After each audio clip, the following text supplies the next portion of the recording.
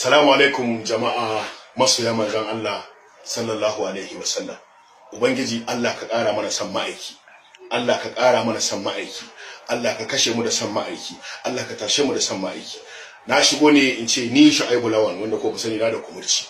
Wani kuma kowa ya sani a cikin harka ta ni ba wani aiki sai dan sare-sare, kapce-kapce, kwace-kwace, yanke-yanke, harbe-harbe, kashe-kashe amma duka a cikin fina-finan mu na Hausa.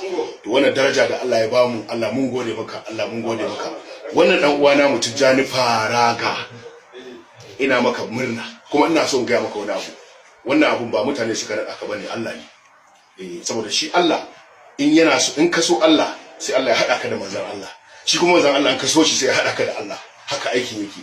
To Faraga Allah ne ya nada ka wannan. To ubangiji Allah ya ƙara riƙo, Allah ya ƙara soyayya, Allah ya ƙara kusanci. Faraga babu abin da zan ce. Wannan abu ni farin cikin ma dai ya hana ni magana. Kawai na fito ne kawai da in ce wato masoya Annabi Muhammad sallallahu alaihi wasallam mu ƙara godewa Allah. Kuma wannan sana'a tamu ta Kannywood, wannan abun shine ma ya ƙara burge ni a cikin wannan sana'a tamu. Yau sai aka samu aka ce ga wani an nada shi shugaba na masoya ma'aiki sallallahu alaihi wasallam a cikin wannan sana'a tamu. Ka Allah alhamdulillah, Allah alhamdulillah, Allah alhamdulillah. Faraga ina maka murna, Allah sa ka mutu da san ma'aiki kuma ka tashi da san ma'aiki. Allah ya ƙara maka san ma'aiki, Allah ya ƙara mana gaba daya, Allah ya nuna mana shi, Allah ya nuna mana shi, Allah ya sa ya cece mu ranar nan da ba ta kyan gani a gurin kafiri. Alhamdulillah.